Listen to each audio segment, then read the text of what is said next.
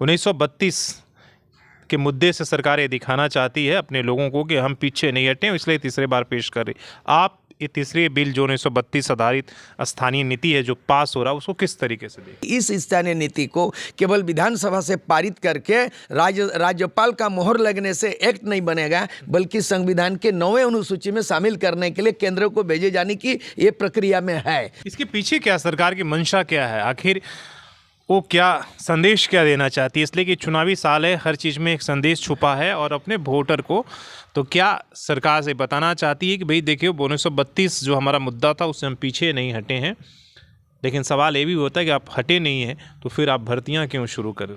नहीं, आपने स्थानीय परिभाषित किया ही नहीं। हुआर ये रेसिडेंसी, हुआर लोकालिटी, कौन है लोकल, कौन है स्थानीय व्यक्ति? स्थानीय व्यक्ति परिभाषित हुआ ही नहीं, निर्धारित नीति हुआ ही नहीं है। और आपने नियम बना दिया कि 75% स्थानीय कौन है? सब बोलेगा मैं हूँ मैं हूँ मैं हूँ। तो आपका लक्ष्मण रेखा क्या है, आपका मापदंड क्या है? बहुत बड़ी त्रुटि है। मैंने उलझ झुलूल करके फंसा के रखा है। ये हेमंत सोरेन की सरकार, हमको लगता है कि अंतिम संस्कार भी हो जाएगा। सिंहभूम का जो खतियान अंतिम सर्वे 1964 का है, तो 1964 में तीनों जिला 1932 के दायरे में नहीं आता है। तो हम 32 तो मानेंगे नहीं है कि लोग विद्रोह करेगा। मैं स्वयं विद्रोह के तेवर अपना कर आवाज बुलंद करूंगा। तो इसीलिए 1932 कोल्हान अंचल में, मैंने कोयलांचल में हुआ है, कोल्हान में नहीं हुआ है। नमस्कार, सोशल संवाद में स्वागत है। मैं शशि भूषण। झारखंड सरकार एक बार फिर से तीसरी बार विधानसभा में 1932 आधारित स्थानीय नीति को पास कराने के लिए पेश कर रही है और पास हो भी जाएगा। 2 बार राज्यपाल ने लौटा दिया। एक इससे पहले जो राज्यपाल थे रमेश बैस, उन्होंने लौटाया, और इसके बाद जो वर्तमान अभी राज्यपाल है उन्होंने टिप्पणी के साथ लौटा दिया। लेकिन सरकार ने उसमें कोई सुधार नहीं किया, जैसा था वैसा ही उन्होंने पेश कर दिया। तो इस पर पूछते हैं, हमारे साथ सूरज सिंह बेसरा हैं। आप तमाम झारखंड के आंदोलनकारी हैं, झारखंड के मामले पर अपनी जो प्रतिक्रिया रखते रहते हैं और झारखंड को अच्छे तरीके से समझते हैं। पूछते हैं कि इस 1932 को तीसरी बार सरकार पेश कर रही है, चुनावी साल है, क्या संदेश होने वाला है और इसका मतलब क्या निकाले? 1932 के मुद्दे से सरकार ये दिखाना चाहती है अपने लोगों को कि हम पीछे नहीं हटे, इसलिए तीसरी बार पेश कर रही। आप ये तीसरी बिल जो 1932 आधारित स्थानीय नीति है जो पास हो रहा है, उसको किस तरीके से देख रहे हैं? हमको लगता है जानबूझकर मामले को लटकाना, जनता की ध्यान को भटकाना, ये हेमंत सोरेन सरकार की मुख्य उद्देश्य रहा है। अगर इनकी नीयत स्पष्ट होती तो नीति स्पष्ट होता। मतलब ये आज तक स्थानीय नीति निर्धारण नहीं करने के पीछे में, नीति नहीं बनने के पीछे में इसकी नीयत में खोट है। और ये खोट है तो इसके पीछे में भी वोट है। राजनीति में तो वोट है ना। ये बिल्कुल ये 2023 का अंतिम पड़ाव में हम लोग हैं। दिसंबर का आज जो है ना 19 तारीख को है और 20-21 2 दिन का सत्र चलेगा। और आज तो हंगामादार मुद्दा ये है कि 1932 का खतियान आधारित स्थानीय नीति के निर्धारण मामले में पुनः जो है ना डिटरमाइंड होकर डंकी के चोट में कल जो है ना प्रस्तावित किया है विधानसभा में कि राज्यपाल द्वारा कुछ टिप्पणी के साथ, कुछ गाइडलाइन सुझाव देने के साथ जो लौटा दिया है। और इनका कर्तव्य बनता था राज्य सरकार का कि कैबिनेट में उन सुझावों को तथ्यपरक और न्याय संगत परखते हुए ये पुनः जो है ना उस बिल को पारित करते, तो राज्यपाल भी अपने खुशी से सहमति जताते उस पर मोहर लगा देते।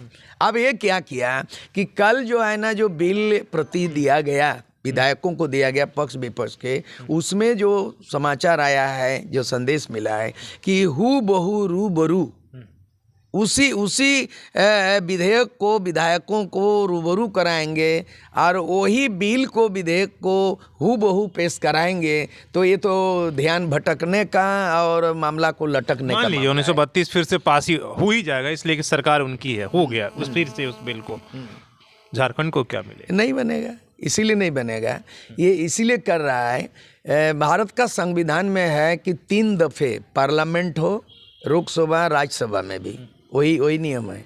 और विधान परिषद में, विधानसभा में भी वही नियम है कि किसी भी तरह अगर कोई सरकार सत्ता पक्ष अगर किसी विधेयक को पारित करते हैं और उसमें असहमत जताते हैं या असंगत होता है, संविधान के सम्मत नहीं होता है, गैर संवैधानिक करार हो जाता है, जैसे रमेश बैस ने पिछले बार ये कहकर लौटा दिया गया कि ये संविधान के अनुच्छेद 14, संविधान के अनुच्छेद 16(2) के तहत। दूसरी बात है कि ये सर्वमान्य नहीं है, मानक नहीं हो सकता, इसमें हाईकोर्ट सुप्रीम कोर्ट के मामला अटक जाएगा, ये कहकर सीधे लौटा दिया। तो उस समय राज्य सरकार के जो है ना मुख्यमंत्री, मंत्री और दल वल के साथ धावा बोल दिया राजभवन में और कहा कि हमने आपको भेजा है, आपका काम है, इसको दिल्ली भेजो। तो उन्होंने कहा है कि जब तक मैं अधिवक्ताओं से, कानूनी सलाहकार से मशविरा नहीं करूंगा और तुमको आँख मूंद के मैं कैसे भेज सकता हूँ। तो समीक्षा मतलब जल्दी समीक्षा कीजिए, दबाव दिया गया। ऐसा आखिर होता भी नहीं है। आप कोई भी बहुमत वाली सरकार हो जाए कि आप किसी को संवैधानिक पद पे आसीन है राज्यपाल, आप बहुमत द्वारा या एन कैन प्रकरण में अगर आप करते हैं, पारित करते हैं, तो संविधान के तहत जो है ना उसके अनुरूप है कि नहीं, ये समीक्षा करने का अधिकार राज्यपाल को है। तो उन्होंने क्या किया, रमेश बैस के समय में मामला वैसे ही का वैसे ही रह गया, लौटा तो दिया लेकिन कमेंट्स किया है हेमंत सोरेन सरकार ने कि ये आप कोई सुझाव, कोई टिप्पणी के साथ आपने लाइन उठाया, ये गलत तरीके से किया। तो वो रमेश बैस का विदाई हो गया। उसके बाद नए राज्यपाल आए, नए राज्यपाल ने टिप्पणी के साथ, सुझाव के साथ उन्होंने भेजा और वो उपेक्षा कर रहा था कि विशेष सत्र बुलाया जाएगा, शीतकालीन सत्र दिसंबर में होगी और विधेयक आएंगे तो मैं राय परामर्श करके इसको मोहर लगा के केंद्र को सिफारिश करते, चूँकि इस स्थानीय नीति को केवल विधानसभा से पारित करके राज्यपाल का मोहर लगने से एक्ट नहीं बनेगा, बल्कि संविधान के 9वें अनुसूची में शामिल करने के लिए केंद्र को भेजे जाने की ये प्रक्रिया में है। तो ऐसे स्थिति में कल मैंने देखा कि पुनर्स्थापित कर दिया है कि कोई संशोधन नहीं, कोई किस तरह का मैंने बदलाव नहीं है, हूबहू रूबरू कर दिया है। इसके पीछे क्या सरकार की मंशा क्या है, आखिर वो क्या संदेश क्या देना चाहती है? इसलिए कि चुनावी साल है, हर चीज़ में एक संदेश छुपा है और अपने वोटर को तो क्या सरकार से बताना चाहती है कि भाई देखिए 1932 जो हमारा मुद्दा था उससे हम पीछे नहीं हटे हैं, लेकिन सवाल ये भी होता है कि आप हटे नहीं हैं तो फिर आप भर्तियाँ क्यों शुरू करें? चलिए, आप हटे नहीं हैं, आप डटे हैं, लेकिन आप बिना स्थानीयता का भर्ती की प्रक्रिया क्यों कर रहे हो? किस आधार पर? स्थानीय नीति बनाने की आवश्यकता क्या है? स्थानीय कौन है?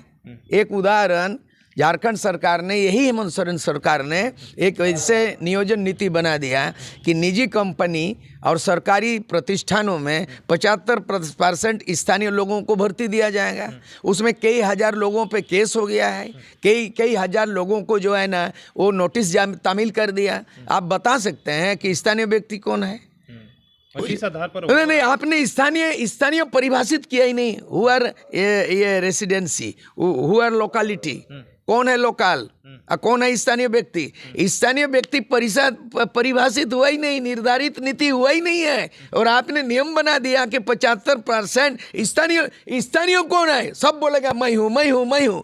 तो आपका लक्ष्मण रेखा क्या है? आपका मापदंड क्या है? बहुत बड़ी त्रुटि है। मैंने उलझ झुलूल करके फंसा के रखा है और आप बता रहे हैं ये हेमंत सोरेन की सरकार। हमको लगता है कि अंतिम सरकार, अंतिम संस्कार भी हो जाएगा इसका मतलब अंतिम सरकार का मतलब दिसंबर लास्ट है, जनवरी 2 जनवरी से मैंने मतलब कि 2nd वीक ऑफ जनवरी से आचार संहिता लागू हो जाएगा कि फरवरी से लोकसभा का प्रक्रिया शुरू हो जाएगा। ठीक है, बजट सत्र और बजट सत्र के बाद आचार संहिता वहाँ भी लागू हो जाएगा। तो ऐसे परिस्थिति में मामला को उलझा के रखना है और 1932 एक स्लोगान को भजाना चाहता है, लोगों के सेंटीमेंट। और हकीकत इस बात का है कि अगर आप 32 बोलेंगे, मैं जहाँ पे हम लोग मैं अपने राय व्यक्त कर रहा हूँ, प्रतिक्रिया व्यक्त कर रहा हूँ, ये घोड़ा बंदा है, पूर्वी सिंहभूम आते हैं, कल मैं सरायकेला में थे, उसके बाद चाईबासा का भी हो येला, मैंने एकीकृत सिंहभूम का जो खतियान अंतिम सर्वे 1964 का है। तो 1964 में तीनों जिला 1932 के दायरे में नहीं आता है, तो हम 32 तो मानेंगे नहीं है कि लोग विद्रोह करेगा। मैं स्वयं विद्रोह के तेवर अपनाकर आवाज बुलंद करूंगा। तो इसीलिए 1932 कोल्हान अंचल में, मैंने कोयलांचल में हुआ है, कोल्हान में नहीं हुआ है। उसी तरह का अलग अलग जिलों में मैंने अपने खुद स्थानीय नीति को ड्राफ्ट बनाया, प्रारूप बनाया, और सुप्रीम कोर्ट का गाइडलाइन के आधार पर, हाई कोर्ट के गाइडलाइन पर, और दूसरे आंध्र प्रदेश की स्थानीय नीति को देख करके, नॉर्थ ईस्ट की देख के मैंने खुद बनाया हो स्थानीय नीति। ठीक है, सरकार कोई जरूरी नहीं उसको अमल में लाएगा, उसको क्या करेगा, वो तो अंगीकृत करेगा, ऐसा तो नहीं है। मामला इस बात का है कि जो विपक्ष है, विपक्ष अगर कोई वैकल्पिक प्रारूप क्यों नहीं दे रहा है। भारत ये का संविधान में ऐसा भी है, मैंने 169 में ऐसा भी संविधान के अनुच्छेद है कि सत्ता पक्ष अगर विधेयक प्रस्तुत करता है सदन में, तो आप उससे अगर असहमत हैं तो विपक्ष अपना निजी विधेयक भी आप प्रस्तुत कर सकते हैं। दोनों में डिबेट होता है। लेकिन विपक्ष जो बीजेपी विपक्ष है उसका भी तो नियत और नीति स्पष्ट नहीं है। मेरा सवाल ये है कि अगर मान लीजिए 1932 इतना बड़ा मुद्दा है, अगर सरकार सचमुच में इतनी सीरियस है तो उसको सीरियस है तो उसमें सुधार करके वो चाहती कि पास हो जाए। लेकिन हमें ये लगता है कि भाई ये चुनावी साल है, अपने लोगों को एक तरह से मैसेज देना है कि देखिए हम तो 32 के लिए काम किए लेकिन हमें नहीं करने दिया गया, राज्यपाल ने नहीं किया, केंद्र सरकार ने नहीं करने दिया। क्या इसमें आप ये राजनीति नहीं देख रहे हैं? ये बिल्कुल ही शुद्ध रूप से, विशुद्ध रूप से राजनीति कर रहा है, राजनीति का रोटी सेंक रहा है, और उनको नज़र आ रहा है